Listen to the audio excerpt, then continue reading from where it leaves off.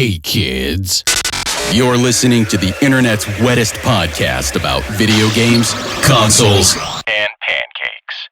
The SML Podcast.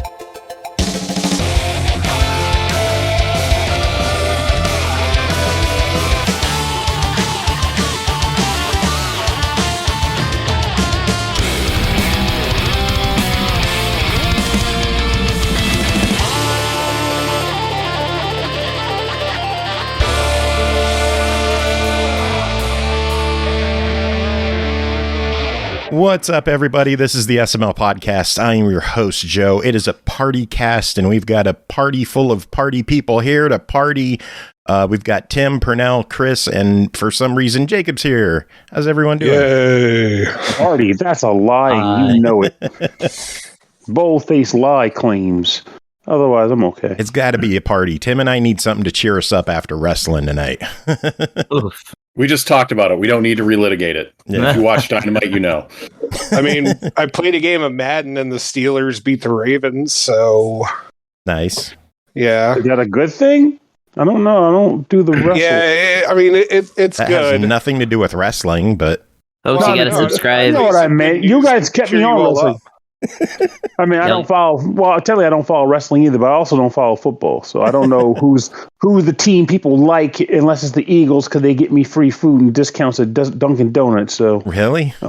Nice. Yeah, if you live out towards Philly, yeah. Team. There are Yeah, we get them down here in Lancaster, too. Yeah, see? People are always like, you don't have your Phillies, aren't you? Philadelphia Eagles aren't your team as they are when I get fucking discounts. They're definitely my team. Absolutely my team. So. Same. My love can be bought. Damn right. Absolutely. It doesn't even cost much for my love. Shoot, give me a freaking Garbage Pail Kid set. We're in. Exactly. Take it up. But, but for the most part, that's our team, though. Depending on how far south you go in Delaware, you'll end up with love for the freaking Ravens, too, which is its own kind of weird. It's like, wait a minute. Yeah, But, I don't know. Tim and I actually watch wrestling with a bunch of Ravens fans, all Baltimore people. And I'm a Steelers fan, so there's lots of clashing there. Like, Are they like direct rivals or something? yeah, Steelers and Ravens are like, they hate each other.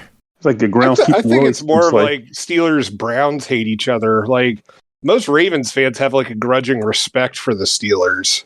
Well, the Ravens used to be the Browns, weren't they? Yeah. Yeah. So it just followed. I think the pure hatred now They're is basically with the both the Bengals. Browns. I don't know how these rivalries even come up. It's just like one day a guy goes to a bar, sees a They person play with a different sports against each Yeah. other. Yeah, it's like, wait a minute, your team's not my team. Fuck you. Like, okay, Yeah, really. Everybody needs to like the same team, or I'm mad. Throws me for a loop. You know what I like? mate. I like the fact that Rootbeer just subbed for the 34th month. That is craziness. Is it the riveting sports jams? Is that what did it? Yes, obviously. The Please, football discussions. Please Jock sign up for our jams. Patreon for the special Sportscast edition. Sports ball shenanigans. Yeah. It's what plants crave. That's what I was told to say, right? That works. What is that? Pretty Brondo? Brondo. Rondo. It's what plants. Yeah. It actually makes me sad. I never got into sports, and I legitimately tried for quite a bit on multiple sports. That's like a great, equalizer. Or sorry, let me rephrase that. It's like common denominator for a lot of people's social interactions is sports. It's kind of like how video games are in some circles. Where like no matter what you're like, what you're fond of, everybody likes sports, or a lot of people like sports. So I wanted to get down with that too, but nothing's ever clicked for me. It just doesn't. Like I wish all it have you did. tried? Football, basketball, tennis. Middle tennis is kind of closest it's ever come. Is that one? But football, basketball, tennis. Actually tried soccer, though soccer was more the video game component than the live action component. Rugby I can kind of at least appreciate because they get freaking wrecked in that game. Cleats for days. But yeah, for the most part, nothing's ever made me see, be like, I want to sit down and watch this sport play out over the course of 2 hours. Nothing's worked.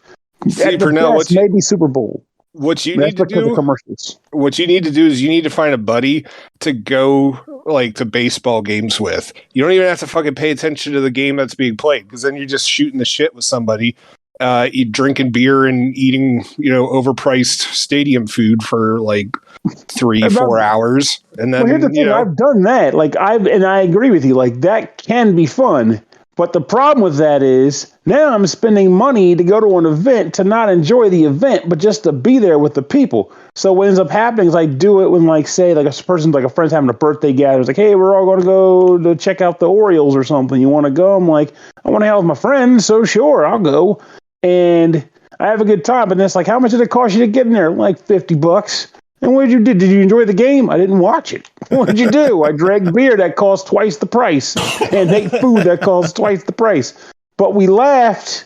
At one point, the mascot ran on the field and kicked the child in the nuts. It was great. That would be pretty good. That's a memory you'll never forget.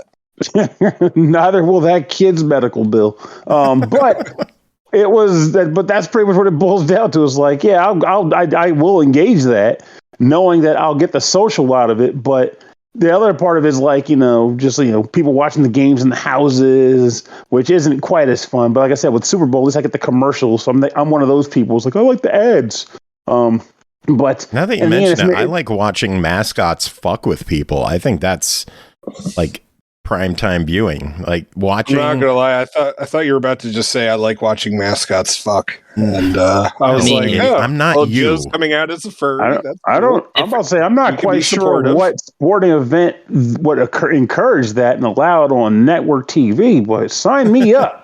Like different kind of primetime television. They'll have football games of like a pee-wee team against like a team of all mascots, like full-sized humans in mascots against little kids in football equipment, and they're just steamrolling them and like knocking them over, and the kids are trying to tackle them and they're just shoving them off. I love watching shit like that.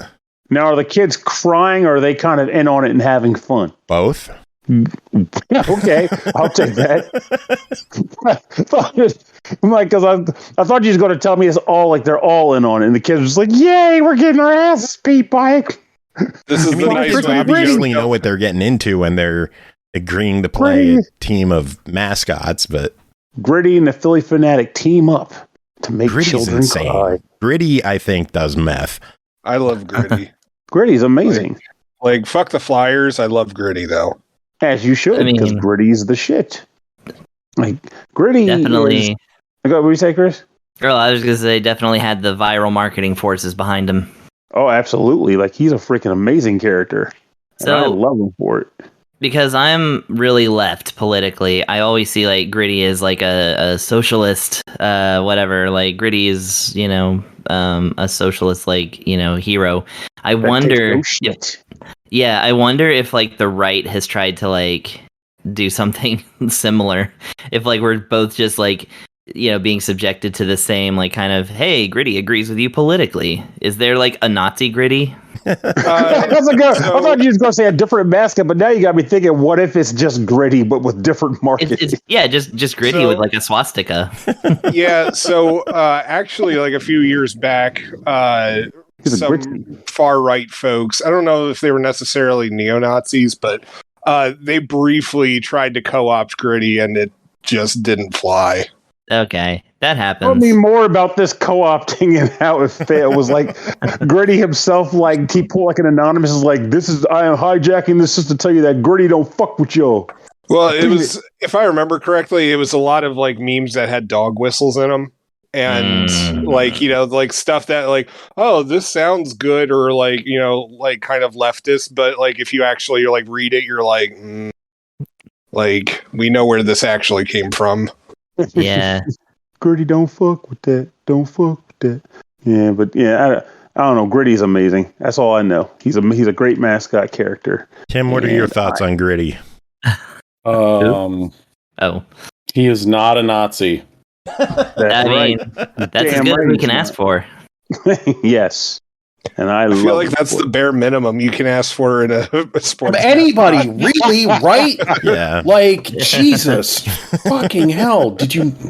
That was like very simple. That's the bare minimum. Like, tell me more about the Philly fanatic. Well, he's not a Nazi. He does rob banks. Oh no, the Philly fanatic is a Nazi. Gritty isn't. No, he's not. No, he's not. He's No, you don't fucking Wow. pick on the Philly fanatic like that. Philly Fanatic's Philly really into Fanatic. QAnon.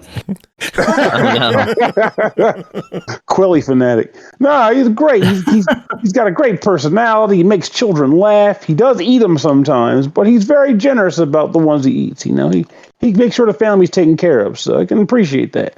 God damn. Should we get to reviews? I think we better. I don't know how to segue that shit. It was First up, definitely we're gonna it was review time for reviews when Nazi Gritty showed up. That was when it was time. Yeah, but we don't know when to stop, obviously. First game to talk about tonight is Trifox, developed by Glowfish Interactive, published by Big Sugar Games, released October 13th on the Switch, 14th on Xbox One, Series X and S, and PC for $19.99. PS4 and PS5 versions will follow in the future. After his home is attacked and his TV remote stolen, Trifox sets out in pursuit of the mysterious looters in an action-packed adventure. Use magic, might, and marvelous gadgets to outfox foes across 4 danger-filled worlds as you fight your way to a final showdown at Villain HQ. Chris and Jacob, both of you played this one. Chris, how about you start? What is Trifox? Okay, well, Trifox is I keep trying to. I don't know. I like the name. It's very evocative, and I actually figured out like what they meant by it too. It actually has a meaning. So Trifox is where you play the fox. Does he have a name? I'm sorry, I didn't catch it. Is it? Don't know. Foxy? Yeah, I don't. It's I kind of a honestly don't wordless. remember. It's like a wordless game. So okay, let's just call him Mr. Fox. With apologies to Wes Anderson, I guess.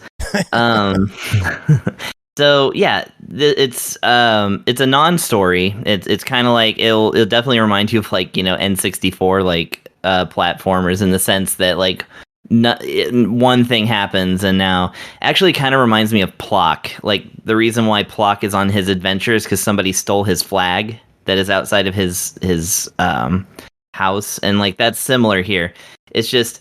It's like it very cinematically like goes through this fox's house. Like when you start the game, showing all these pictures of him growing up, showing his possibly friends, family. Again, it's a wordless story. So, and it shows this adult fox like kind of hanging out on a chair, but then he goes to get his TV remote and it's not there, and it does the like the camera panning out like while he's screaming like no, and then you start on your adventure to go find your TV remote. Now the thing that happens, like you kind of learn the basics. It's a isometric kind of top down thing. It's hard to describe like exactly what game it's like, but it's very familiar to me. But yeah, you run around and you learn to jump and double jump, of course, and do things. But then eventually, within the first few minutes, you stumble across a thing that allows you to choose from 3 jobs. And now you get to decide, and it's 3 jobs for a fox, so Trifox, get it? So yeah, you get to choose your first ability, which is going to be based on a melee attacker, a magician fox who wears a cool top hat, and I don't know, like his eyes are like glowing white, like it's weird. Or it's magic. It's magic, yeah, he's magic. That's actually the one I picked too.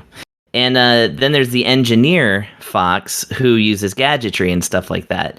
And as you go through the game, you collect fox coins? I don't know. And you eventually get to kind of a central hub from which you go into like other levels and stuff. It's very like rare platformer on the Nintendo 64 style, where you just, you got your central hub, you go to different stages that unlock as you do things.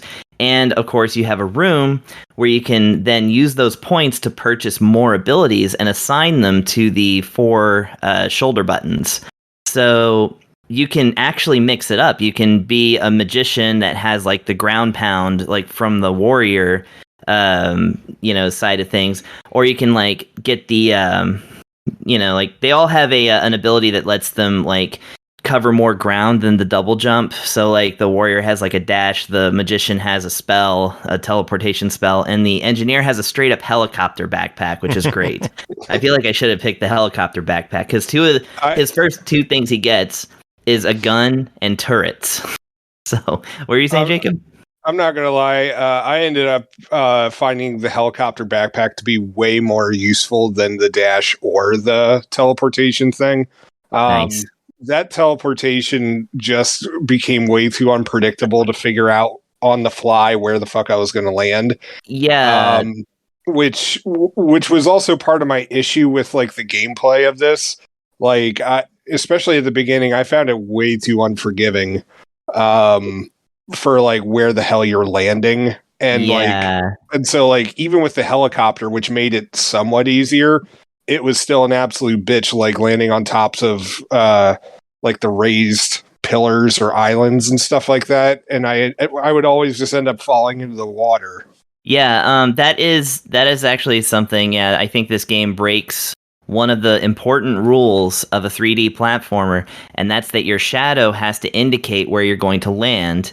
But instead, this game dynamically has your shadow move around in this relative arc along with your jump, which makes more sense perhaps in a graphical way, but it serves you in no way to like actually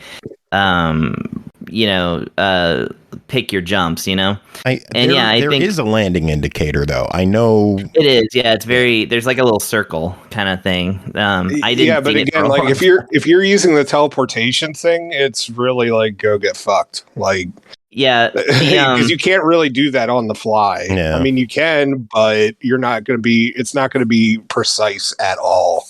Yeah, the thing about the teleport spell is that like. So this game also, like, the right stick faces your character in a different direction. Like, you don't actually control the camera or anything. It's a twin stick shooter in that sense. And your teleportation spell, you get to pick where you teleport based on that right stick. So if you're good at, like, twin stick shooters and you kind of get used to it, then, yeah, you can teleport and, aim the stick at a certain place. And, of course, the light will appear where you're going to appear. But, yeah, it's... it does take some getting used to. I might suggest a helicopter in that sense, but yeah.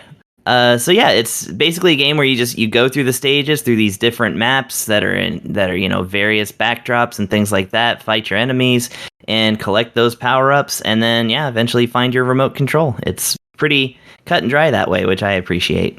I want to give them props to their hidden collectibles, the little gems you could find in the stages. I can't find some of them. Like, they're well hidden. Mm-hmm. I wonder if they require, like, certain power-ups, like, to get... I don't know. I mean, that the first stage, like, they were just hidden out of sight that you had to go the right way. I know in, like, stage 1-3, it had, like, 4 or 5 of them in there, and I found 1. Wow. Yeah. I did terrible on that level.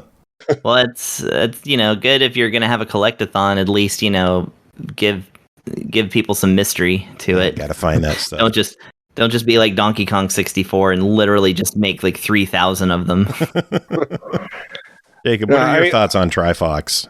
So I mean, I do appreciate the fact that there is a lot of replayability to it, because I mean, if you want to play the straight warrior character, cool. If you want to be the straight engineer, cool. Or if you want to be like the engineer magician, like you can fuck around with stuff so much. Like, and so you can, with the hub worlds, like you could just go back to a level and replay it and see if like there's an easier way to, go about doing everything. I really did appreciate that. The graphics are cute. But the gameplay is a bit rough. I mean, it's something that I think could easily be. When I say easily, I mean I don't mean it from like a game dev sense. I don't really know what I'm talking about. But. I'm gonna, you just throw in like 5 lines of code, you're good. There's a toggle switch for easy. There's a macro you can get. Just download it. Just to make a game better. Macro. No, but I mean, like it's something that's like it's not game breaking. Like it's not like, oh, this is like this. There's nothing salvageable in this game. It's honestly, it's fun. Like there's a couple of improvements that I think need to be made, but otherwise, like, it's solid. I had a good time with it. I think it's cute enough. I don't know. I didn't have the trouble that you had, Jacob, with the game. I do think some of the stages could get overly long. Like some of the stages could stretch out to be like 30 minutes or so, and like, just come on, speed it up. I don't want to spend that long. And I don't know if there's any like checkpoints that save during the level. So I don't want to just quit out and hope that I'm saved mid-level. Yeah, I had so much trouble figuring out, like, do I just turn it off, or do I, like, have to save it somewhere? That is never a good feeling. Yeah, so I left it paused for the first day. I was just, like, putting it in sleep mode and being like, oh, I got other games I got to play. I need to quit out of this. And then I did, and yeah, it saved at a relatively, good location. But yeah, I was like, well, okay. Yeah, well, the game's sitting at $20. Chris, what do you think? I think for $20, the content is what sells it for sure. The gameplay, I didn't have much problem with the gameplay. However, I did have some trouble with what I would consider like maybe not the best frame rate or like game movement. Like your character moves very slow, but also starts to speed up. But like none of the places I played in were like long enough that I needed that speed up. I just needed the character to overall move faster. Yeah. And then sometimes if there's too much going on, especially when you got like turrets going on or something like that, then it can make it crawl. But I mean, for $20, again, I think that like it's way too cool of an upgrade system to not check out. Like, it could have used maybe some more polish, but I mean, that's a minor complaint. Like if we're dealing with like a $50 game, I would be like, okay, y'all gotta cook this up a little longer. But no, for $20, I think this one's a buy it. As much as I want to call it a try it, Fox. The game charmed me too much. I can't use that pun, so I'm just referring to it. Not now a try like Fox, it's a buy Fox. Yeah, it's a buy Fox. Jacob, your thoughts?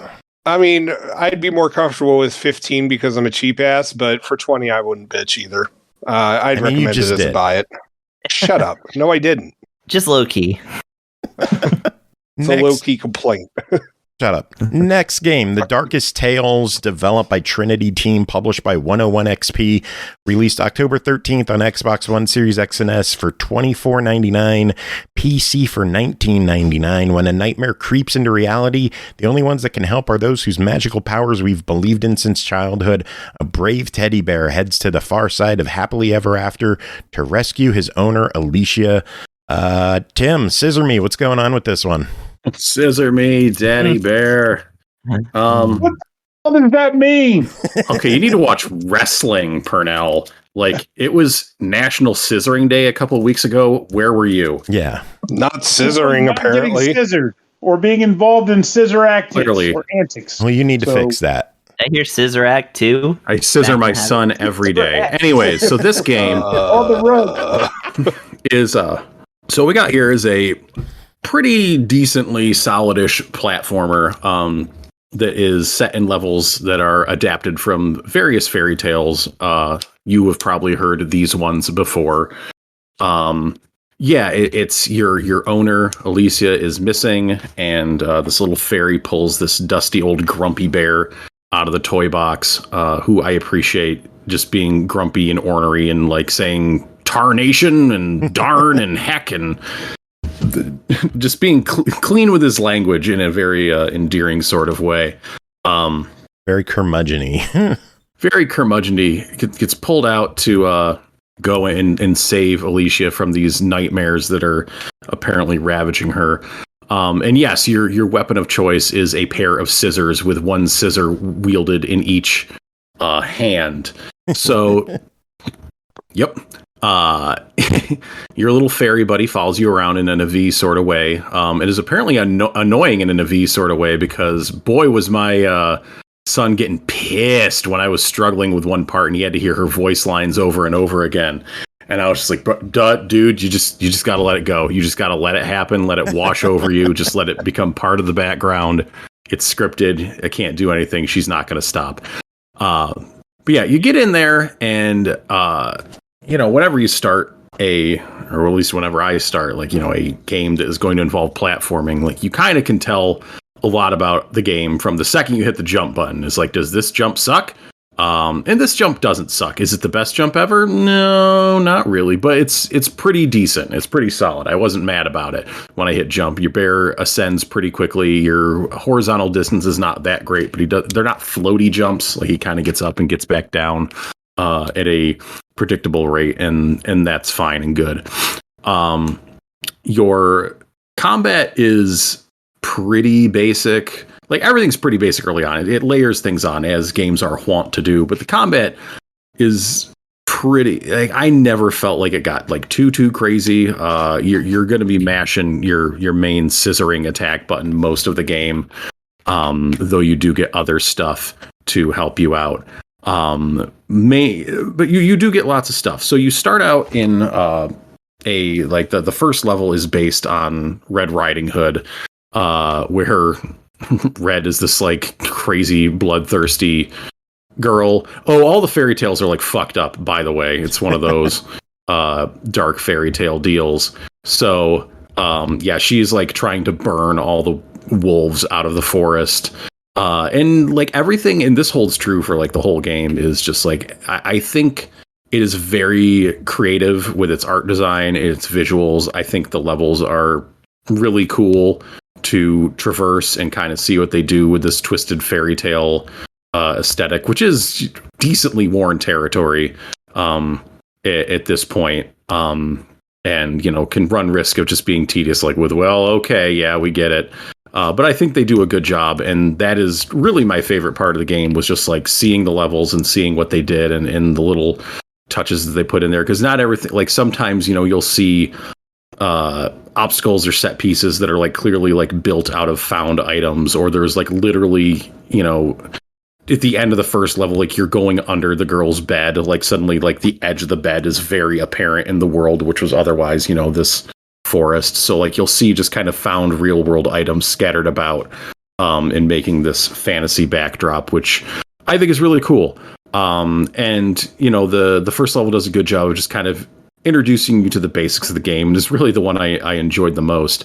But you get to the end of the first level and you unlock the dash, the air dash, which made me realize like, I guess solidified the suspicion I had that like these levels have secrets and side paths hidden in them. I was kind of not sure when I was first going through it if it was that type of game, but it is certainly that type of game, where you can revisit chapters with abilities you find further on to find more stuff to unlock for your character. But the stuff you'll find kind of off the side, you'll find like experience bonuses. You will find skills, which you can equip a certain amount of skills on your character at any given time, which can be like, okay, your healing is faster, or your dash is invincible, just stuff like that. And you'll find those, and that's good, worthwhile things to seek out and find. Your range of abilities does grow pretty broadly, pretty quickly. I did mention the heal. That is something you do. You have like a meter, so you hold down the button, LB, to do a heal, which takes a certain amount of time. It's reminiscent to me of Hollow Knight, where you kind of have this push-pull. Like, yeah, you can heal in battle, but you gotta have space in order to do it. And like your little fairy will like literally take a needle and like kind of stitch your stuffed bear ass up. And you'll fill up that meter by just like doing damage and attacks in battle. So it's very similar to the Hollow Knight mechanic, if you're familiar with that. You'll get a grappling hook, which is cool. You will get a double jump, which is always welcome. You get like ranged attacks, you get heavy attacks, you get charged attacks. So you get layered on quite a bit of stuff. And it feels, pretty good unlocking this stuff. It's all, substantial additions to your character's arsenal for movement and combat. There is a skill tree. Just as you're beating the crap out of enemies, you are gaining experience. And you gain levels at a pretty decent rate. In every level, you get a skill point, so you can unlock another node on that skill tree.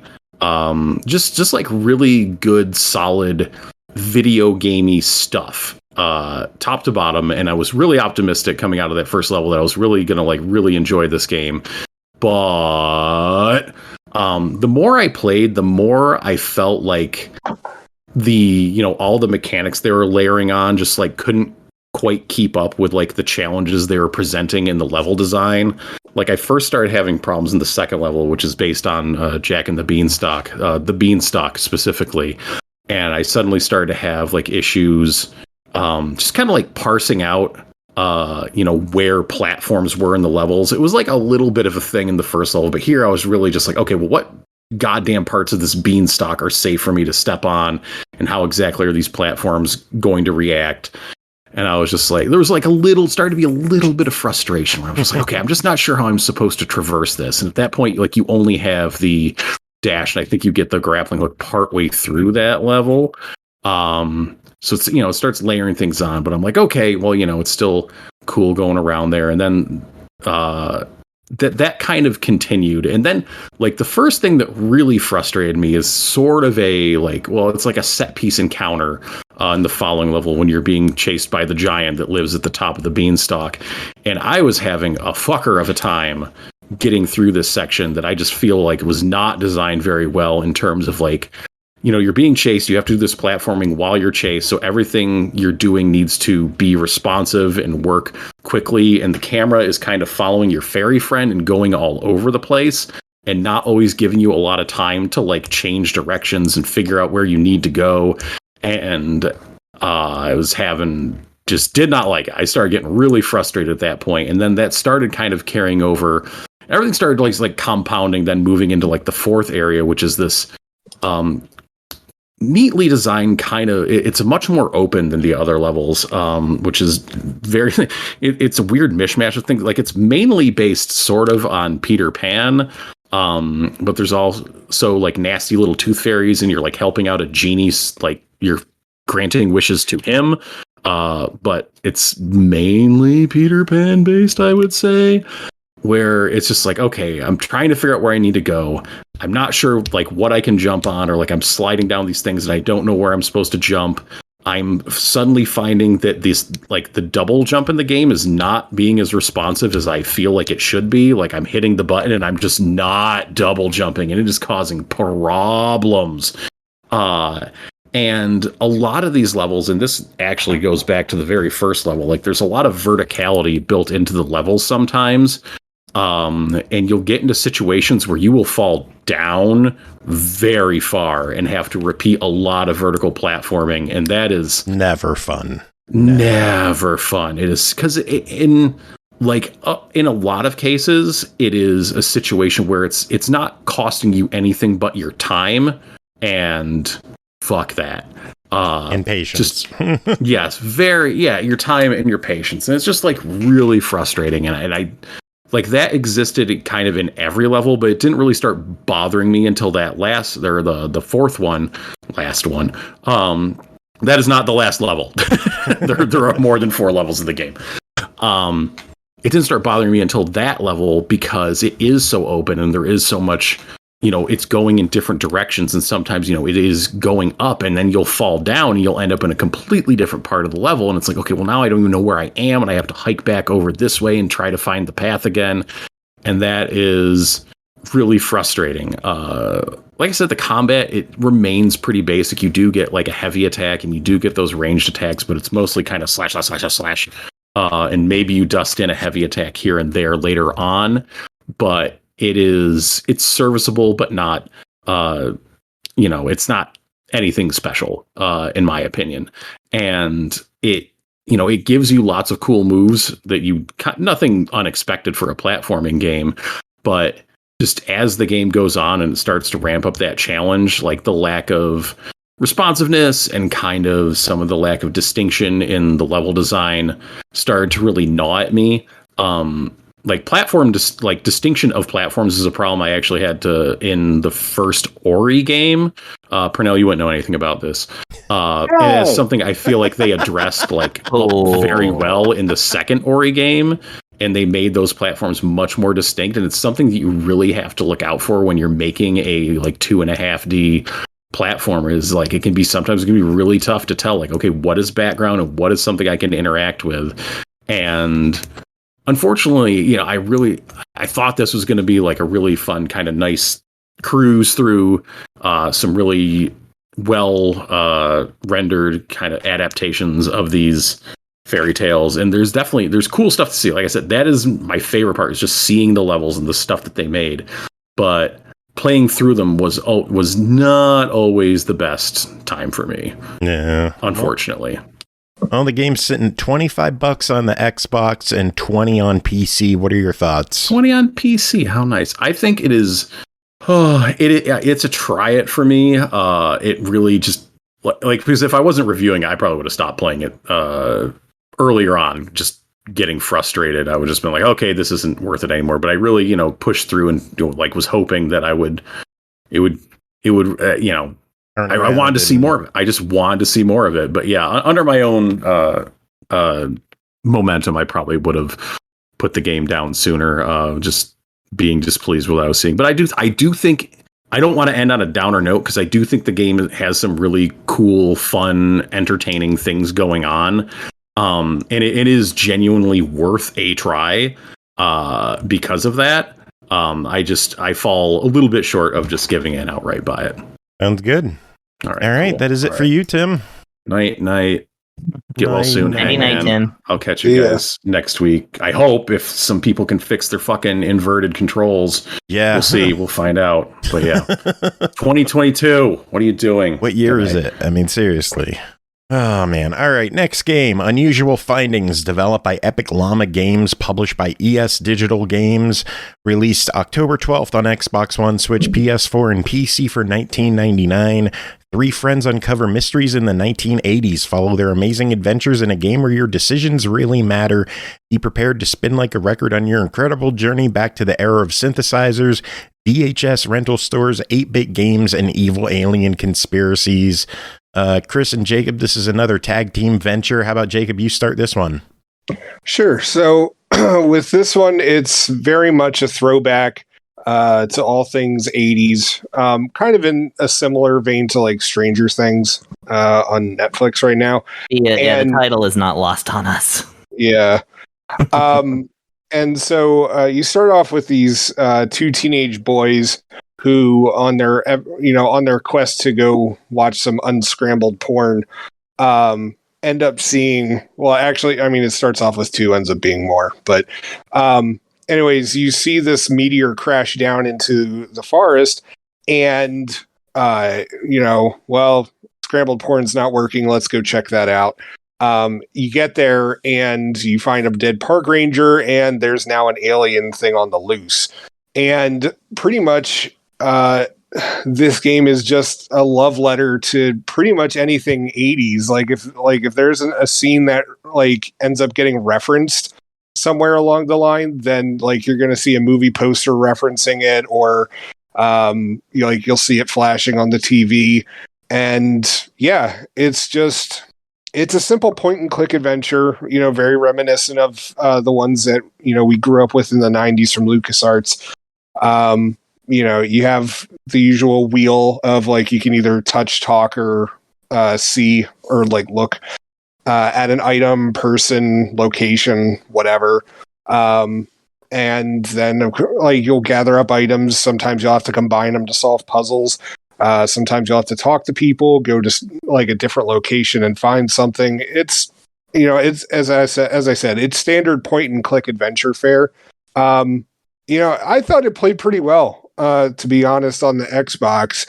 My only issue with it, and like this is an issue that a lot of point and click adventure games end up running into, is that, I mean, we're not asking you to solve the puzzle for us, but like there were a couple of times in the game, like during a puzzle, that I felt like, I should be able to just go to the next thing. But of course the game's just like, oh no, you need like, I don't know, I'm just going to make up stuff off my desk. You need a water bottle, like a half-eaten thing of nachos, and a like plastic spoon, like to get to the next thing. And it's just like, why? I could just walk right. I can walk right there. I can open the door. The door is like literally open. But yeah. And so not everything was so intuitive. But again, like standard classic point and click adventure games, eventually, the easiest way to solve the puzzle is just grab up every damn thing and then just try to combine it and figure out what the fuck makes the puzzle work. So, Chris, what did you think of it? Yeah, pretty much. It's standard point and click fare. It's pretty light on the puzzle solving. I mean, I didn't get all the way through the game. Maybe they will throw some like bonkers stuff at you, but I found it was more dialogue heavy than anything. They really just want to kind of get you immersed in the story. The story is pretty cool. Like I said, it's definitely like just kind of a, kids investigating like an alien monster kind of situation, and it does that thing where the tutorial puzzle like basically has you poke around for items and then like kind of intuitively figure out to combine them into like one thing, and it's pretty great that way. I'm gonna say like big points to this game for the aesthetics and like the attention to detail as much as it can be. Your main character is the kid with the Letterman jacket, and he's got his tough friend who has the bandana, and then the nerdy. Yeah, like one of them looks like they're out of Goonies. Another one looks like Teen Wolf. Like I forget who the nerdy guy was supposed to. Like he looks like he's a standard kid. Anthony Michael Hall character. Yeah, it's very much like that. Now the interesting thing about this game is like kind of because obviously it's a small indie game. They can't just say Star Wars, right? So they. Yeah. They'll have a Millennial Falcon in it, but they'll like call it like something completely different. Just call it a Millennial Falcon? Millennium Falcon, whatever. I don't know. I actually off Jacob. I was going to say, don't insult my heritage. I'm doing it to prevent copyright strike, which is what this game's doing. They'll just call it like, this is a Galaxy Starfighter or something. It's kind of like the opposite of like a Ready Player One situation where all they do is name drop licensed like trademarks instead of like doing anything interesting. But like this game, they have to skirt around that. So it's like, but what I like about this is that the pixel art allows for posters to be just low res enough that they can straight up show like Star Wars, Return of the Jedi. And yeah. There's not actual letters there. It's just kind of jumbled pixels. So like, what it is. Exactly. Yeah. Like, but it is. Go ahead. I was going to say that like, yeah, like there's like there's a movie poster for They Live in there that like, straight away. I mean, exactly what you're looking at, even though it doesn't say it. Right. And speaking of the pixel art, it is really good. The background's amazing. Of course, they throw in the modern amenities such as like particle and light effects, but on top of like really good pixel art. I think that's really nice. The other nice touches. So I'm playing the Switch version, and I actually only found out right as we were reviewing this, because I was going to say that in touch, like you can play it in touch mode on the Switch, in portable mode on the touchscreen, and when you're in portable mode only, it gives you a little Space Invaders spaceship up in the upper right corner, and if you tap it, it'll put little Space Invader like aliens like on all of the touch points. Which I always appreciate in a point and click when they allow you to like see all the hot spots. And nice. I actually just found out that if you're in docked mode, you have to push up on the D-pad, and that'll light up the invaders. So so that's really cool. I like that. The pause screen is an arcade. All kinds of stuff like that. In fact, the game does start off with a game of Space Invaders that gets interrupted, which is pretty funny because it actually lets you play Space Invaders for like 5 seconds, and then your dad shuts it off. So it gives you the experience of having your dad shut off your game, which is kind of amazing. So yeah, and the other thing I want to say that I appreciate possibly most of all about like, since I guess we got into like mechanics and stuff, like it doesn't have a whole lot of gameplay options. It lets you control the cursor speed, which is nice if you're playing with a controller, and the relative cursor movement. But it has streamer mode, which disables all of the licensed music so that you can stream it without getting muted. That's handy. Oh, I wish they would have had that in Stick It to the Man, which literally had like the song, like one of the songs from The Big Lebowski in it. That I played through the whole game on stream and got my ass muted for each VOD. So I just oh man, couldn't stand that. And I couldn't turn off the music, but I wanted to keep the voice acting. So every point-and-click game developer, do this, please. Or just any developer of video games, have a streamer mode that turns off licensed junk, please. Yeah. So yeah, there you go. Well, the game's sitting at $20. What do you think? Honestly, go ahead. No, you went first. Honestly, even though I'm a cheap ass, I'm cool with $20. It's a solid entry into the point-and-click adventure genre, and honestly, I like seeing more of this stuff be available. Not only just available in general, but also on consoles. So for $20, yeah, I'm totally cool with it.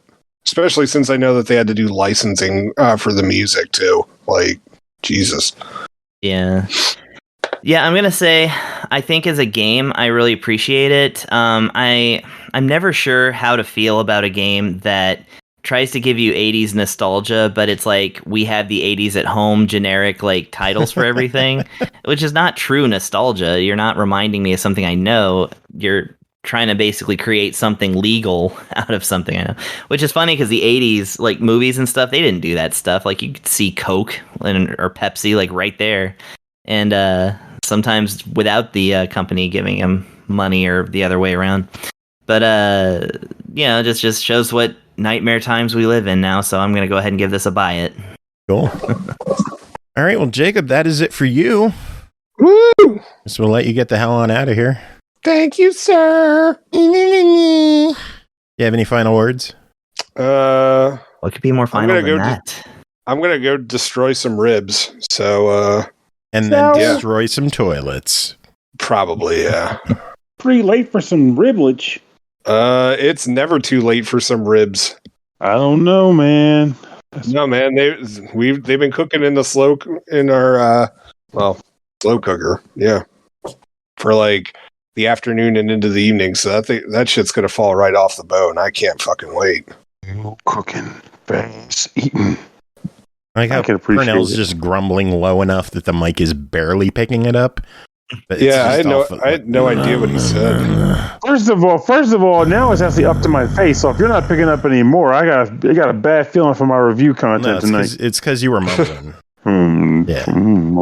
Anyway, reviews. We got to get back to reviews. Jacob, get the hell out of here. I'm going to review my ribs, barbecue ribs, not my ribs. Nighty night, Jacob. Okay, bye. Next game to talk about is Asterigos, Curse of the Stars, developed by Acme Gamestudio, published by tinyBuild, released October 11th on Xbox One, Series X and S, PS4, PS5, and PC for $34.99. Embark on a journey full of danger in this action RPG inspired by Greek and Roman mythologies. Explore the breathtaking city of Athos and forge your way through legions of unique foes and mythical bosses to discover the truth behind the city's curse. Pernell, you check this one out, and also our new correspondent Andy Sperry checked this one out and sent in an email. What do you say we start with the email and then you can build off of what Andy says? I'm down for that. Get him, Andy. Here goes. Andy says, Asterigos, Curse of the Stars is the newest installment of the action-adventure game, stylized and inspired by Greek and Roman mythology, developed by Acme Gamestudio and published by tinyBuild.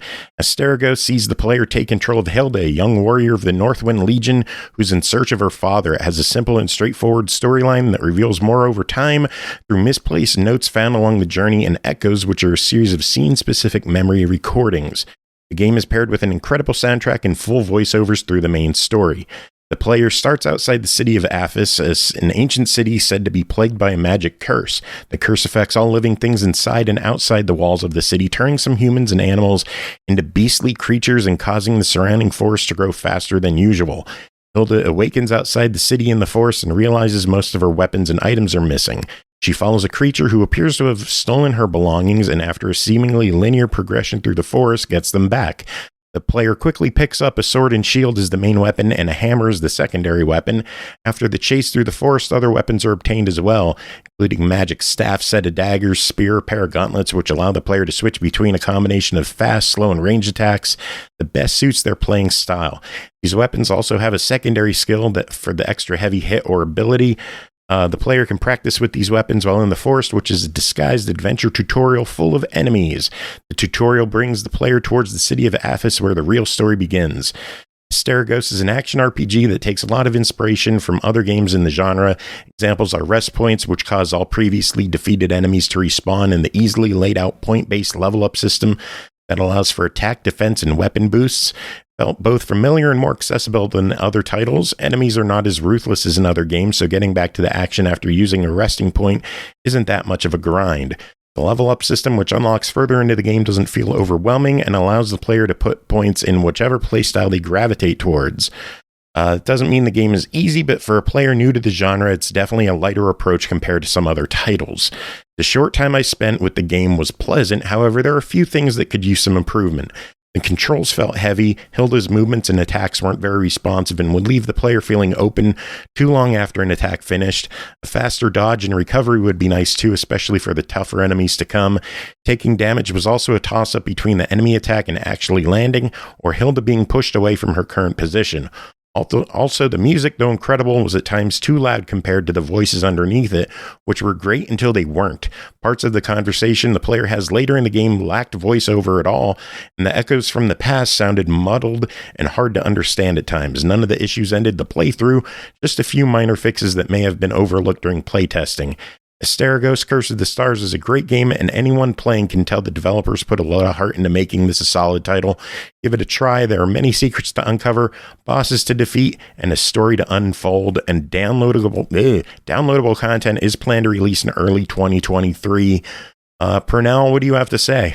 Well, one, I feel like I got to step up my game with his right up there. Holy cow. Sounds like somebody should have wrote for SML or for a Hey Poor Player or something, but as it is me rambling, I don't give reviews like that. But what I can say is that I did like what he had to say about a number of bits, but I disagree with some elements. So the voice component, I don't know if he messed with the options, but I feel like that may well have been resolvable by way of the menu options, because there is a whole music and voice setup there. But I kind of ignored it for the most part because this was pretty much my first attempt at playing a game on the Steam Deck, and so I used headphones on it. It didn't give me as much gripes as it could have. One thing I like about this game for sure, he mentioned the skill system, or rather the upgrade system. But there's something interesting about that, in that it has, so you get 6 different weapons in this game. You start with all 6 of them. And it's for the positive of that is that you're able to start working with different, weapon types that you want to get better with immediately. The downside to that, of course, is that it takes away some of the sense of wonder and magic that you'll get from discovering new weapons, because all you do is upgrade the weapons you've got throughout the course of the game and eventually get some elemental buffs to them too. But this upgrade system that he was talking about, there are 2 types of upgrades. One that is fairly common in this type of game, which is that you get to upgrade and get yourself new abilities, such as like a quick step instead of the roll. So, and stuff like that. And there's also like different attacks you can use. So you can learn new attacks that are accessible by the different weapons you can use.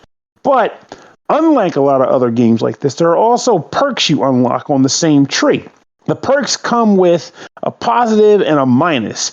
So you might get something that says, this one allows you to heal more damage from potions, but it heals slower and you carry less healing items as a result of using it. So it kind of makes you have to be selective on what skills you choose at what given time. Another thing I feel like is worth talking about is that I feel like this is a good example of what you'd want to put to people's ear when they say, I want to play Dark Souls, but it's just too hard. I can't do it. Well, to me, this feels like someone said, hey, I like Dark Souls, but it's too hard, and I kind of hate the fact that the lore is always cryptic and annoying to try to figure out. So with this game, the lore is pretty much the narrative. You are a person doing specific things. You are a character written for a role. There is lore that gets dumped around as you move around, which is, I guess, par for the course with games like this nowadays. Everything's got to be just left on the ground for some damn reason. But you don't have to worry about going to FAQs to understand what the hell anybody was talking about or why you're doing a thing. They pretty much tell you what you're doing. But it's also a fair bit more forgiving as far as combat goes. If you die, for example, you lose a small portion of your starlight, which is the game's currency. But leveling up is through an experience bar. So you don't have to worry about, being unable to level up your character because you keep dying. You'll level up over time eventually. And Starlight, since you can't even bother to recover the amount you lose, but it's also negligible enough not to particularly care, you don't have to be so stressed about dying like you do in a Dark Souls game. You can just kind of, actually learn from your mistakes and move forward with minimal penalty. I honestly don't even feel like the combat's particularly bad, not bad, but I don't even find the delay in it, but it might be because I play a lot of Souls type games, because all of the movements from what I can tell are pretty much deliberate. The only downside is you might find yourself wanting to stagger an enemy sometimes and your weapon's not doing it when you think it should. But for the most part, you get used to it. And before you know it, you're going to be blocking with the shield object, which, by the way, the sword and shield are pretty much my default favorite weapon just because you got a damn shield to block with. But you'll start getting used to parrying and blocking. Parrying is done with the spear, but blocking and parrying and dodging and rolling. And you'll come up with your favorite weapons whenever you want to use them. And some of them don't even seem like they're good from the start, but they grow on you. I thought the bracelets were stupid. But once you start getting used to using landmines and timing out the fireballs that come out of it, and also learning some more buffs from the skill tree, I started preferring to use that over some of the more conventional things like the hammer or the spear. I don't want to talk too much because there was a pretty detailed write-up email review, which also saves me a lot of verbiage myself. Thank God for that. But I came into this ready to say that I wanted to recommend this game to people because, again, this does what a lot of people say Souls games can't do. And while most notably being the difficulty setting, which kind of goes either way because what it generally ends up doing is resulting in, damage sponges versus not so much damage sponges. But the fact that it's even available to players, the fact that you can get your feet wet in a game that doesn't have as much penalties involved to it as a Souls game does, and it's more inviting to keep up with the freaking narrative pace. This is a good game for people to play. And it's not like they fell asleep at the Switch. It's actually a fun title, too. And I find it's got its quality, too. So I'll stop rambling now. It's $34.99. What are your thoughts on the game? This is an easy purchase recommendation. It's a quality game. It's a lot of fun. In fact, I want to say, I should say, the only thing that bugs me is that the lore can get quite wordy. So you might find yourself skipping some of the text for reading about, the archetype of Archimedes or wherever. You don't give a shit. You just want to beat up the fat guy with the hammer because he's in your face. All right, well, moving on. Next game is Kamiwaza, Way of the Thief, developed by Acquire, published by NIS America. Released October 11th on Switch, PS4, and PC for $39.99. Join the honorable thief Abizo in the streets of Mikado and put your thieving skills to the test. Will you walk the path of honor for the sake of family? The choice is yours to make. Chris, what is going on in Kamiwaza, Way of the Thief? There she is, NIS America. Christ! How is that the first time that's happened? It's not. I always think about it. Yeah. I've probably done it a couple times. Yeah. I want to say you've done it too. Now you gotta be wondering, maybe I have. Yeah. It just seems like we should. I don't even know the tune. I was making it up. Anyways. There she goes, Miss America. Anyway. That's, yeah. I believe it. I believe it. I assumed you knew. You said, don't do that to me. I don't watch Miss America pageant. There it goes, Kamiwaza. There we go. So Kamiwaza, this is, among all of the just completely random stuff that from, years ago that has been lost and forgotten, and then somehow translated, fully translated, cleaned up, and then released on the Switch. This is one of the most kind of WTF sort of entries. It's who was asking for Kamiwaza? Well, what is Kamiwaza? So Kamiwaza was is a game developed by Acquire, which we'll talk about that. Which I like that a thief game is developed by a company called Acquire. Back in 2006, it came out on the PlayStation 2 in Japan only. Now, in case you aren't familiar with Acquire, if you were playing a lot of PlayStation and PlayStation 2 games back in this era, you would know them as the developers of the Tenchu Stealth Assassins games. They also created Way of the Samurai, so very much into ninjas and samurai and all that good stuff, and kind of this game falls along that sort of gameplay of sneaking around and doing things. And the Way of the Samurai is more of a sandbox, and this game is more of a sandbox. So, this is a natural progression. It's just like, again, it's just such a random choice. Anyways, so Kamiwaza Way of the Thief is a 3D in the PlayStation 2 era. A game where you play as a thief whose name I am now looking up because I knew it right up until 1 second ago. Hang on here. I forget the guy's name. But Ebizo, something like that. So it opens up with a tutorial stage where Ebizo is he's a new recruit in a gang of thieves called the Silver Foxes or whatever they're called. And it's specifically opening on him speaking with one of his superiors who's kind of teaching him how to like loot houses and stuff of rich people, and like saying, hey, we're not going to do any like real lame stuff like kill people, right? And he's like, no, we're good guys, like, or we're just stealing stuff, like we don't do dishonorable things like that. And then he's like, cool. And so you go in, learn how to loot a room, which we'll get to that in a minute. And but then our bro stumbles upon a murder that is taking place. Turns out your group has decided suddenly that their goal is to not only steal but also just straight up murder people. So the Ebizo saves a little girl whose family has just been murdered by the now bad guy thieves, and he after stealing all the stuff, he makes his escape and sneaks out, and like it kind of teaches you how to sneak out at that point.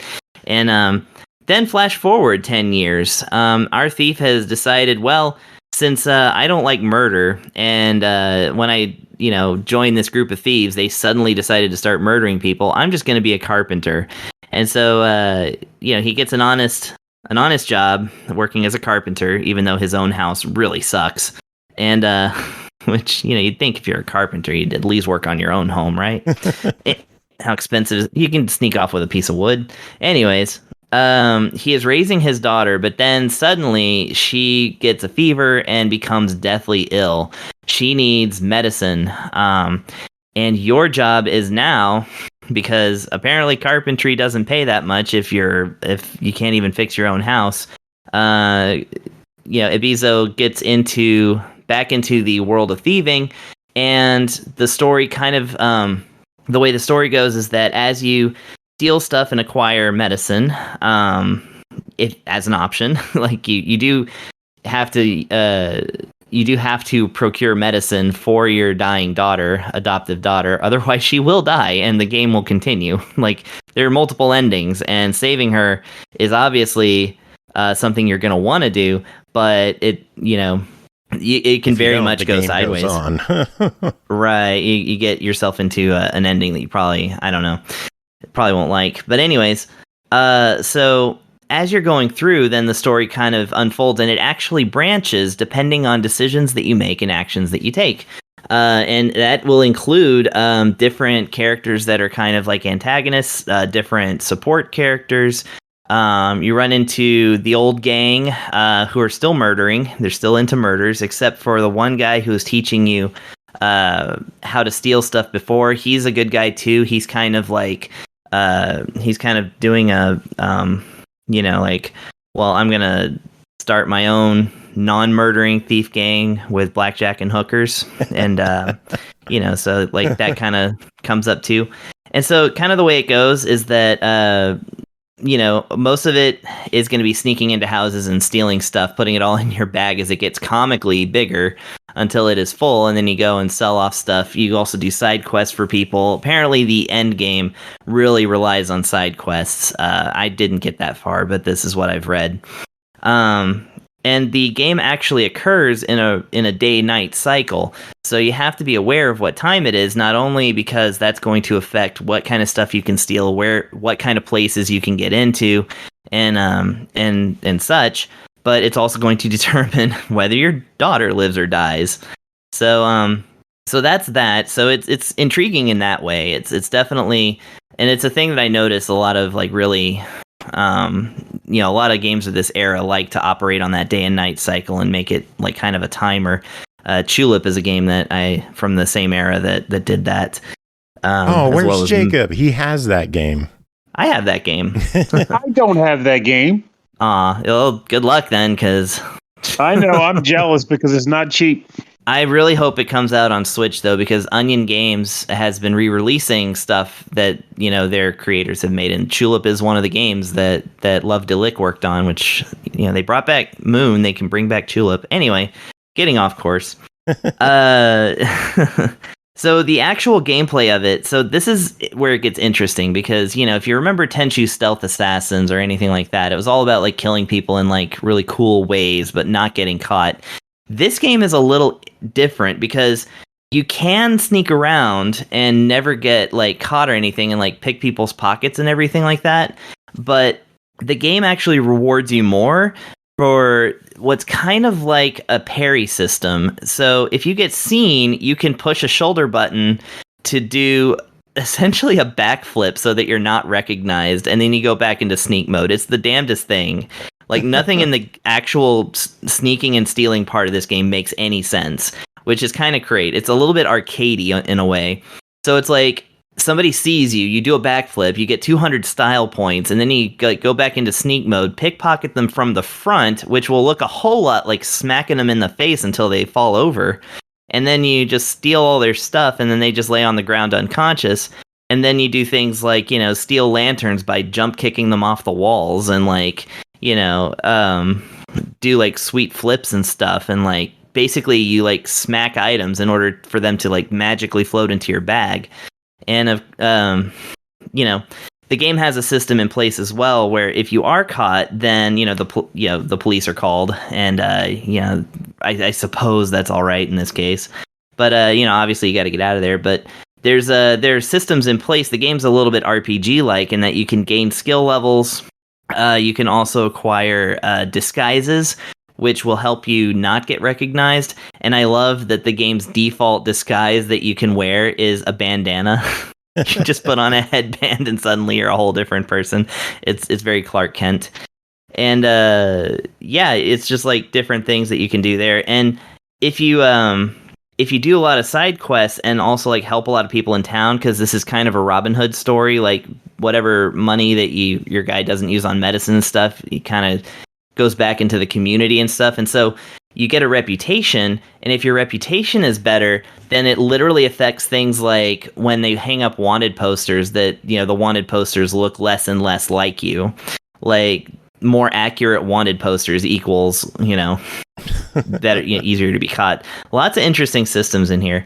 So the only real complaint, and by the way, the before I go to complaints, soundtrack is banging. I love the soundtrack. It's really good. Actually, I'm going to seek it out independently of this game. So the only thing really that the game kind of suffers from is that it's a PlayStation 2 game from 2006 that was made by not the hugest company or anything like that. It is a little clunky. A lot of times when you get like the most style points and like pickpocket 4 guys in a row by like jumping between them like a gosh darn Sonic platformer or something like that, it's gonna feel mostly like you just lucked out and kind of stuff. Like, a lot of the stuff seems like it happens kind of out of your control. Camera's weird, and you got to use the camera. It's just different things to kind of get used to. It's just, don't expect any kind of realism in the game or anything like that. The graphics are a bit awkward. They did clean them up and make the polygons HD, but they did not up that polygon count at all. Voice acting is all entirely in Japanese, which I kind of prefer. So that's fine. But yeah, it's one of those things where like a character will do a whole like sentence and their mouth moves like twice kind of deal, and their head just kind of bobbles around in this weird way. It's very reminiscent of gaming 15 years ago. So that's either a hit or a miss for you, if depending on what you on what your preferences are. But all in all, I thought this was really charming, and I was actually kind of surprised at how not sneaky and like more like it's more fun. It's less like stealth and more just like, let's just have a good time in Edo era Japan. Well, the game's sitting at $40. What are your thoughts? Okay, so $40 is kind of a tall order for a PS2 game that's remade essentially note for note, you know? It is the first time this game is available in English, so if you've been waiting for this game, this is your chance. I will say the $40 price tag is because there is a physical version of this on NIS's website, including a special edition, which even includes like that little thief cloth that has that pattern that you'll recognize if you've played like a Kirby game or like Goemon. Nice. And just like, you know, Edo era thief, it's very much a style like you recognize. I would say if you are seeking this game out, maybe go ahead and spring for the actual physical game, because $40 for digital only does seem a bit steep on this one for me. However, I have enjoyed this game a lot. I'm going to say, you know, if you're going digital, maybe wait for a sale because it's NIS. But if you are really intrigued by this game, I would say that it is a buy it. And, you know, at $40, I would seek out the physical version of it. So there you go. If you are going all the way physical, the limited edition is still in stock on the NIS website for $80. Comes with the game, the soundtrack, art cards, pin, collector box, all that fun stuff.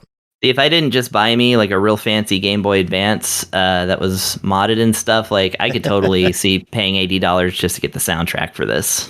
Nice. Yeah. All right, well, next game is Eville, developed by VestGames, published by Versus Evil, released October 11th on Xbox One, Series X and S, and PC for $14.99. Betray your friends and lie your way to victory in the multiplayer social deduction game Eville. You must find yourself in a village riddled by a series of murders. Some say it might have been you, or was it? Convince others you're not a murderer to stay alive. Pernell, are you a murderer? Yes. And...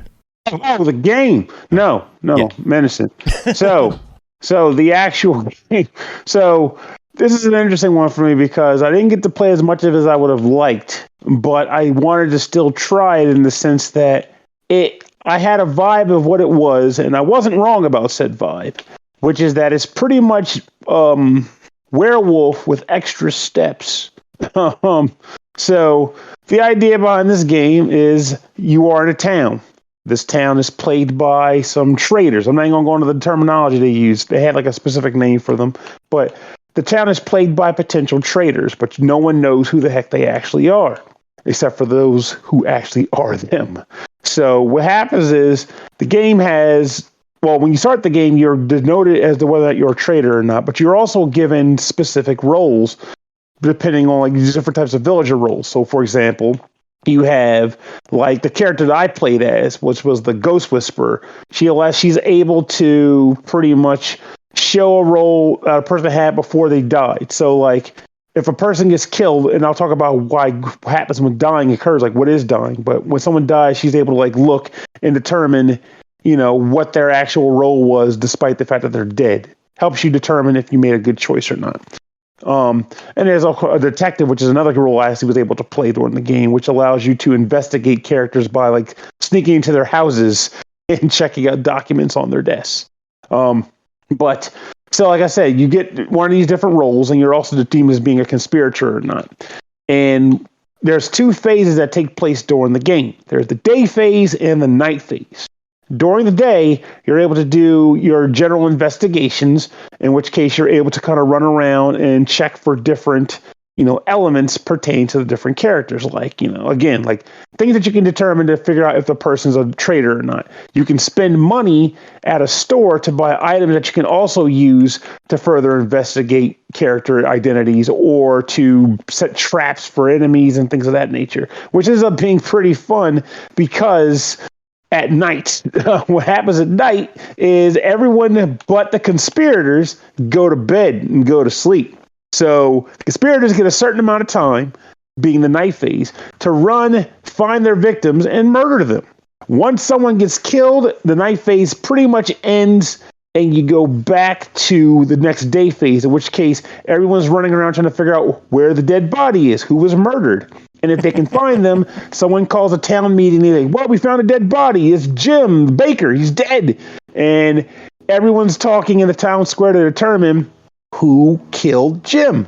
and then people can put it to a vote. Like, I think Becky did it. Becky's got those eyes, and I couldn't figure out what she was doing during the second half of the day. She's been sneaky the whole time. And you can convince other players that the person's also part of the, is a conspirator. You vote on it, and if they're voted as being conspirator, they're burned alive. If they are not a conspirator, or rather, if they're not voted as one, it goes back to normal, and you go back to your another day phase. Were you burned alive?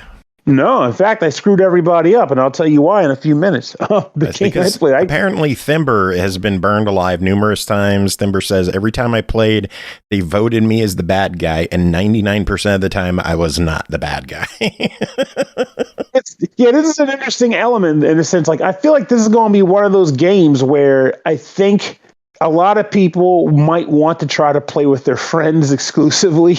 Not to say you shouldn't play with strangers, but, well, you already know I have an aversion to playing with strangers. But even still, there's something to be said about being able to get in a group with your friends and your each other's mannerisms and stuff like that. So even if you're not gaming the game per se, because it takes a little bit to figure out what the game of this system, of this whole thing is, like ways to tell what people are doing. Like, I heard a guy whispering in a chat, because chat's interesting in this game too. Speaking when you're near a person and they hold the L, I think the guy told me it was L2, you can hear the conversations, but when you walk away, you can't hear it anymore. So you kind of can have like private conversations depending on where you're at. But one guy told me that during the day, you can run around and fulfill quests by helping other townsfolk that aren't players, so basically NPCs, and exchange for earning money.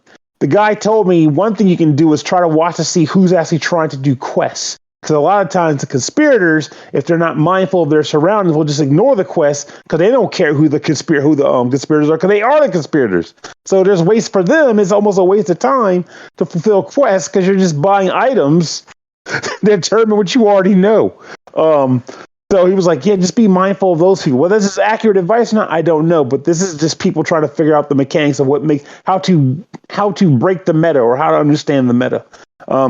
But yeah, in my case, I think they'll get a laugh at what happened to me then, because I put on an old headset. I was like, kind of like, I got to get this in. I got to get this game in. So I put my headset on, and I can hear everybody talk, but no one can hear me talk. Turns out the microphone on the headset I use is not working.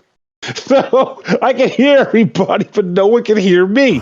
So at one point, I was the ghost whisperer, right? So I'm like, okay, I'm investigating people. I was a ghost whisperer and also a detective at one point. So I actually went into a person's house and was investigating their desk. I was like, okay, when you investigate the desk, you can only investigate one per day. And it was like, boom, this person is a barbarian. Barbarian is one of the conspirator roles. So I was like, oh, snap, this guy's a conspirator. He's totally a conspirator. So I went and called a town meeting. It was like, vote for this guy. But of course, I couldn't speak to anybody. So I'm just like, pecking on the map, and voted for the guy. I heard the guy vote was like, well, he seems pretty confident. He must be the person. I guess we should kill him. So everybody voted. They killed the guy. The person was not a barbarian. So I was like, what the heck? How the thing told me he was a barbarian. Turns out when you do a detective and you investigate a desk, it gives you one of the 3 roles the person could be. And you have to investigate 3 times to get the entirety of their, pretty much of what they could possibly be. And I jumped on the very first role it gave me. And so I was like, had them murdered. I had them killed, baby. Just wrecked them. But like, the thing about it is that even with what I was able to do, I could see the value in this game. I mean, it can run a little long depending on what people are doing. But then again, so does Werewolf. I'm not sure how many people in this chat have played Werewolf before. But normal Werewolf, they do have roles that pop up here and there, but they're not as intricate as the roles in this game. The game generally revolves around people just yelling at each other for an hour until either everyone's dead or the werewolf, or you killed the werewolf. But people like doing that. Like, it doesn't need to be this deep, like, complicated game. And I'm thankful for this in the sense because it's not complicated. It just adds a little bit more gamification to it. Now you're running around investigating stuff. Now you're like fulfilling quests to earn money to get more items to help you set stuff up. And I like the fact that you can set booby traps around your house to try to prevent the people from killing you if they break into your house. Like, I set up tripwire in my house and it woke me up when they tripped over the wire. I was like, get away from me. But he still killed me. And another thing I forgot to mention, I don't want to forget, is that there's also, when you die, you come back as a ghost, and there's a whole ghost realm, and you can actually earn wraith coins to buy ghostly powers to help the living people. And that in itself is its own interesting mechanic there, where you're like, you can actually spend money to make it so that you can kind of like warn a person that's still alive, like, that guy's a fuck up. Don't trust him. And there's something kind of nifty about that, too. And due to the fact that it's all within this game world and you have the little sneaky side chats, this is worth mentioning for sure. Since you have the game world with all the secret chats you can have based on where you are in the town and all, it adds an extra element that normal werewolf doesn't have. Like, you can legitimately know a guy is another conspirator with you. You can sneak off to an area of town no one can see you and have a conversation, and someone can kind of creep up and hopefully get on your conversation. You found this guy, you'll kill him. So it's like, it's just something interesting. There's a lot of layers that this creates that I think expands upon what makes werewolf fun already. This is, to me, a good example of what video games can do for an otherwise, I don't want to call it analog because you're not really manipulating pieces in Werewolf, but I'm still going to use it. A digital aspect to an analog experience, and it improves upon it. It doesn't take away, it straight improves upon it. And I actually think the game is fun. Oh, I just wish I were better with playing with strangers. Well, it's sitting at $14.99. What are your thoughts? I think it's a genuine buy. Good time to play. There's layers to the game. I don't understand much about the challenge system, like as far as what you're unlocking and stuff on that. There's I'm guessing it's cosmetic related stuff because I'm not sure what you're really going to be buying in a game like this. But even with that in mind, as much as I'm not a big fan of battle passes or whatever passes, I still think the game is a buy. It's fun. Cool. And for the people who are on the fence, it is part of Xbox Game Pass. Which means you're likely to actually get people to play with you because it's free. Indeed. And if you're a Game Pass member, check your Game Pass perks because they have a housewarming bundle, which gives you a bunch of DLC for free. Oh, that's pretty nice. I should have realized that. Yeah, it's like a $20 value. It's got the Mr. Peterson character from Hello Neighbor. Got another character pack in there. It's got a Stargazer pack with like furniture and goodies. And for those who don't know, not saying me, where do you go to check these perks? Well, you can either check the Game Pass section on your console, or you could check the app on your phone. Yes, go check your Game Pass perks because there's a lot of good shit that they give away for free. Yeah, check it monthly because there's always new stuff they're giving away. Forward updates by month? Yes, every month there's something new there. Nice. So I have page upon page of stuff that I've gotten for free. Like it's always like Gems of War, they'll give you some cards and some packs, or Fall Guys, they'll give you costumes or kudos, stuff like that. So there's always nice little treats you could check out. Well, I'll be investigating that. All right, next game is the Battle of Polytopia, developed and published by Midjiwan, released October 12th on the Switch for $14.99. Battle of Polytopia is an award-winning, unique turn-based strategy game about controlling the map, fighting enemy tribes, discovering new lands, and mastering new technologies. You take on the role as the ruler of a tribe and attempt to build a civilization in a turn-based competition with other tribes. Chris and Pernell, both you check this out. Who wants to start? I guess I can start. Yeah, Pernell he's been doing all the work here. Also, you gotta love the fact that like you say, who wants to start? And Chris, being kind, Chris goes, I can start because of Pernell doing all this, and I go, Chris can start because I've been doing all this. That lazy bastard. Why doesn't he ever start a review? All right, Polytopia. So this is a game that I had been hoping would like come around actually, because this is basically like a quick mobile like kind of game version of the classic Civilization. I mean, like the very first one where you're just a square moving on a grid, and you establish your little town and take over other towns.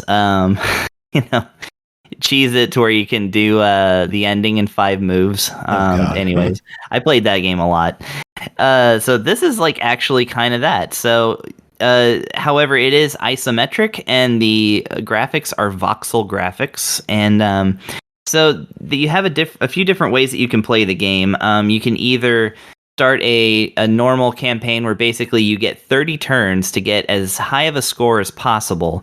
Or you can play domination mode where you are the last tribe standing. It's everybody's a tribe.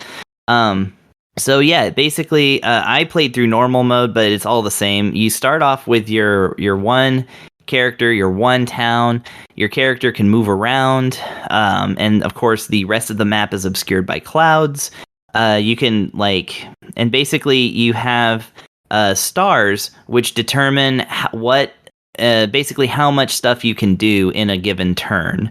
So, you can move and your character gets to move once. That doesn't take any stars. But let's say you want to pick some corn or some, apples or something to feed your town. That will cause your population to go up, which is basically like experience points for your town. The, more population, the more they level up and the more you can do with them.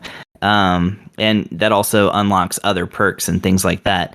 So it might cost 2 stars. So you get to move a spot, pick some corn, your town goes up, and then end turn, and then do it all again.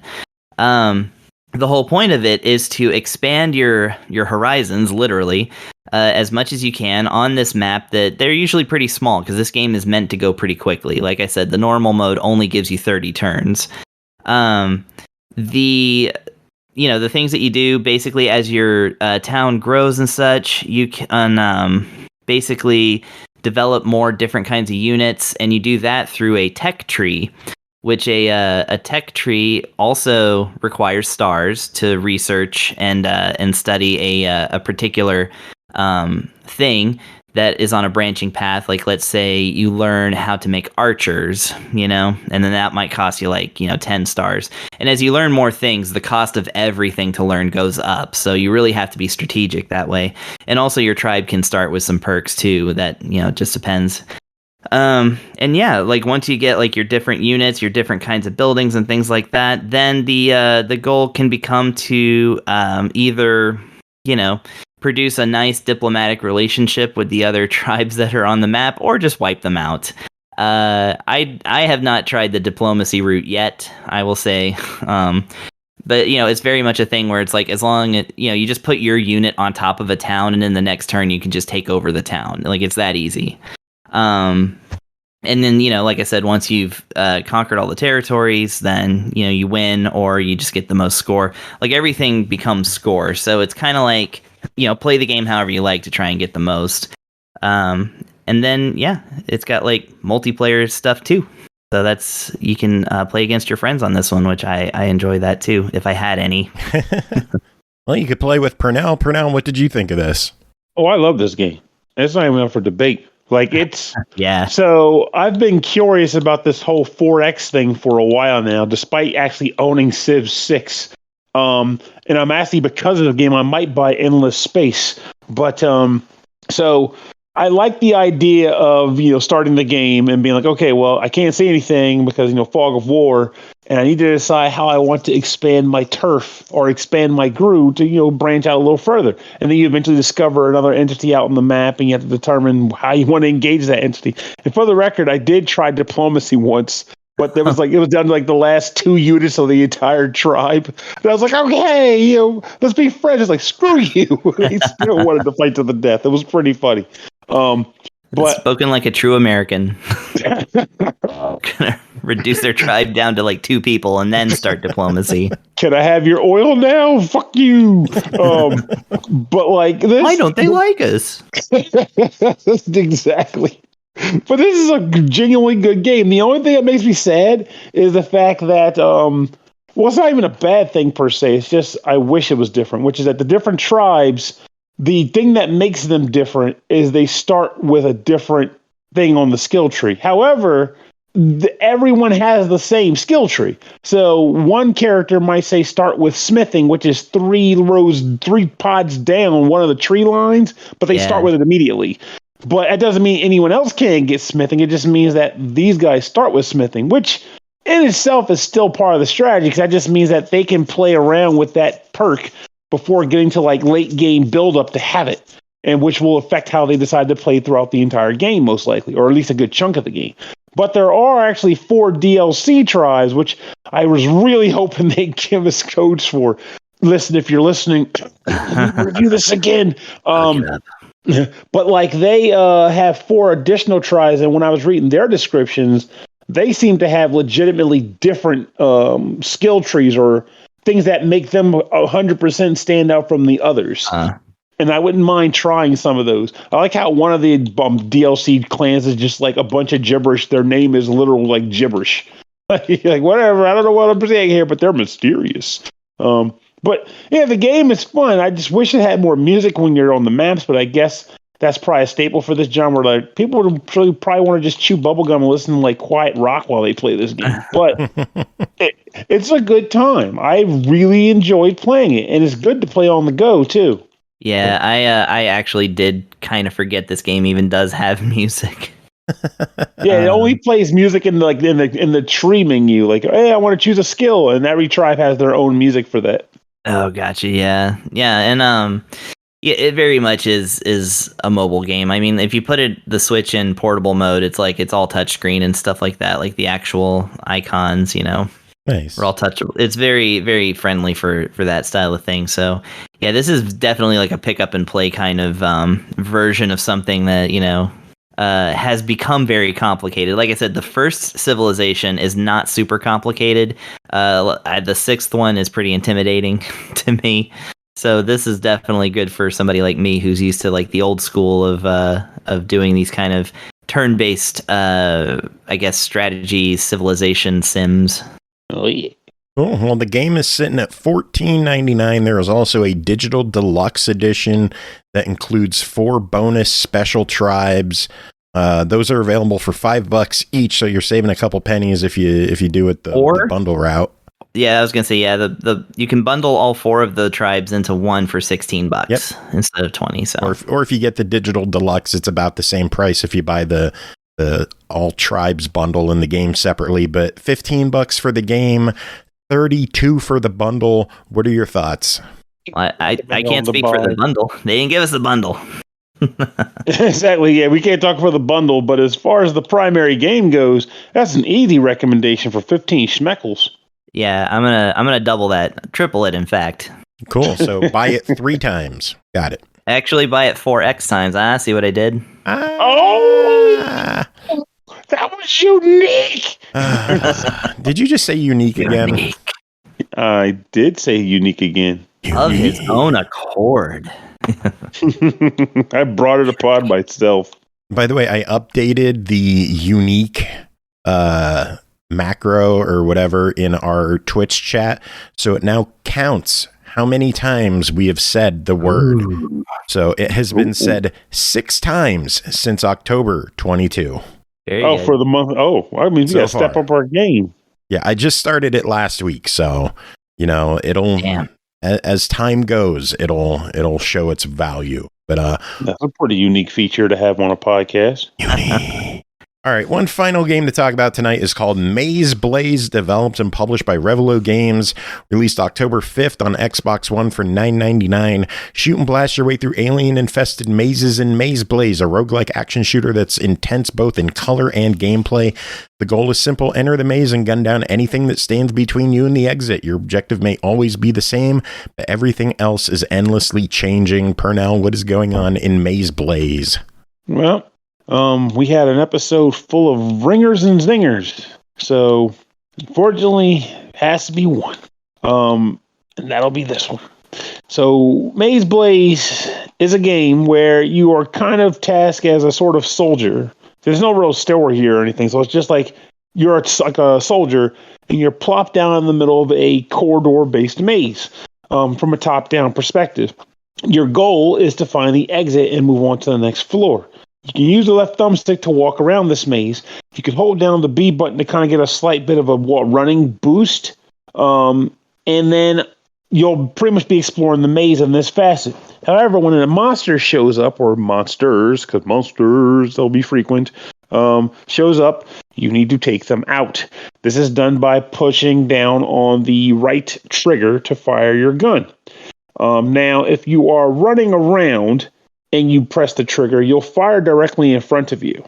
However, if you want to actually aim your gun, you would use the right thumbstick to aim and fire your gun. Wait, did I say the right thumbstick to aim and fire your gun? Oh, that's crazy talk. No, you don't do that because you can't in this game. Instead, you hold down the left trigger, which plants you firmly on the ground, and then you use the left thumbstick to aim the gun and trigger fire with the right trigger. If the enemies start to swarm you, there is a button that allows you to dash, but it's a very short dash and it drains your stamina. So it's not the most useful thing to do. So if you can probably not tell by now, or if you can probably tell by now, I was not a fan of that aiming schema. Like you would have rather played as a traditional twin stick shooter instead of like having to lock into place like the old Resident Evil games where you can't move and shoot at the same time? Absolutely. Now, I'm pretty sure this was deliberate, but my concern about this is a few things. One, it's a very stiff transition to go from planting to not planting. So even if you're like, okay, I'm comfortable with the idea of like shooting and letting go and moving, I'm okay with it. And so at certain points in the game, that's not so bad to do. But once you start getting swarmed by guys, friggin' forget it, man. Especially when you got enemies that can fire bullets at you, and they can just like pew pew out at you when you're sitting like, I'm gonna sit still here and aim at you. Like, it's very annoying in that regard. And I feel like I died quite a few times in scenarios where, like, I feel like if I could just freaking twin stick, this wouldn't even be a problem. Like, if they want to keep it this way, maybe make it so that your dash back. Or maybe your dash while you're planted makes you immediately dash backwards and maybe make you dash back further, a little further. That might help with that. But it drove me freaking nuts. Like, it really severely hampered my enjoyment potential of this game. But I don't want to. I was really looking forward to this one. I thought visually it looks really cool. Oh, yeah. Particle lighting is really nice. And as you're running through the dungeon, like the dungeon itself is very like straightforward for the most part. It's like, here's a corridor. But every once in a while you'll come across a corridor that has a specific trait associated with it that will impact your time in that section of the maze. And when you get to those, it's very neon lit. For example, there's like an ember. I call it the ember corridor. It's a red corridor with like fire on the walls, and certain areas of that corridor section like ignite here and there, which will damage you if you walk over it. There's also like a purple one that lets you walk much faster while you're inside of it. Another version that slows you down. There's like an ice one for sliding, a dark one for you can't see. And there's a number of just other types that kind of add a little bit of variety to the exploration of the maze. And I honestly was okay. I actually liked that aspect of things. I like having the variety of the maze levels. And like you said, I liked the colorful aspects that it brought to the table. Same for when you fired actual bullets with the different types of bullet fire. I kind of enjoyed that too. And the same way, like the bullets were very colorful too. Though I sucked at understanding what any of the damn bullets did. I did come across one that I could clearly tell was a ricochet bullet. But for the most part, I was like, I'll just pick up a bunch of bullets. You don't pick what bullets you use. It's just you pick them up. And it seems like, you let me know, so you said you were looking at this. You haven't seen it. I couldn't tell what, but I want to say like once you picked up bullets, it kind of ran through a type of bullet. And then once you ran out of that bullet, it depleted it and then locked in the next type of bullet you picked up. And you can have up to 3 bullets in your chamber at a time, or bullet types in your chamber at a time. In addition, I should mention this too. As you're exploring the maze, you'll also come across, let's call them trinkets, 2 per section of the maze. And if you come across it, you can unlock one of 2 different perks to it that you can use throughout the rest of the maze. And the weird thing about this, though, is that when you first get to a pickup, if you've never seen that type of benefit before, it's all in gibberish. So you don't even know what it does. It's almost like you have to pick it up multiple times over the course of multiple runs to completely transcribe and unlock what the item does for you. It's a weird feature, but one that I can see people appreciating as they play more of it because it allows them that it extends that, or rather expands that element of discovery. But my problem was, like I said, I couldn't stick it up for so long because the gunplay was driving me freaking bonkers. Maybe it's just me on this again because the corridors aren't massive or nothing. They're not like open, wide environments. So maybe it's just me. But I feel like in an environment where you have two thumbsticks on a controller, there's really no need to have you planting your guy in place and aiming the stick unless they provide you with better options for maneuverability to get out of the way of the enemies when you're being swarmed. Well, the game's sitting at $10. What are your thoughts on it? I mean, right now I'm currently going to have to go with a deny it on this. But if something changes down the line regarding some updates or improvements to mobility, that could easily change to a buy it. All right. Well, hopefully they address some issue. Like, what all would you do to fix it? I mean, I kind of said it earlier, but I mean, the easiest thing I could think of would be essentially like, hey, if I am going to plant myself in place and I'm firing bullets forward, I don't know, maybe the dash button, because again, when you're holding down B button and you're not planted, you run. But when you hold down the plant button and press B, you do a very short dash that has a cooldown. It barely gets you anywhere, and you dash in the direction you're facing. And depending on who's playing, you may well find yourself like, oh crap, I was facing the direction that the enemies are in because I was shooting my gun there. Like, you just got to dash closer to who's kicking your ass. It'd be nice if it just holding down, like just hitting the B button in that position, unless you're holding like a different direction specifically or something. I don't know. Make it so it's like an auto dash backwards and give you a little bit more oomph to your dash. Yeah. I don't know.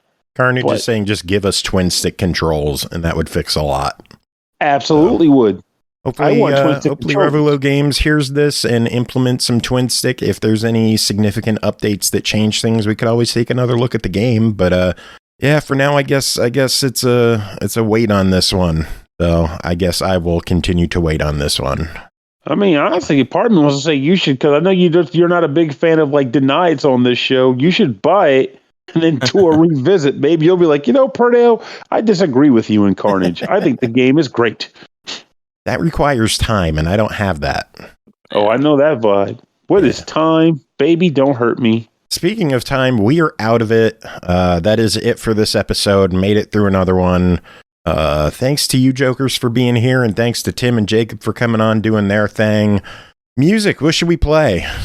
I mean... Sounds good. OneUps works for me. I mean, that's what I clearly heard from you guys. OneUps? So, the OneUps, they released a new album. Okay. It's a good album. I saw they released a new Arkadia Retrocade. Came out in August. We're going to play something off of that. All right. I mean, I'm nothing against OneUps. They're a great band. So yeah, they're good shit. So anyone have any final words? Oh, can I do my final words in the form of a plug? Yes. Okay. If anybody who's listening to this show as it comes out, if you want to check out my funky video game band Super High Tops, we are actually part of the VGM Together showcase that is starting on Friday and going all through the weekend, I think.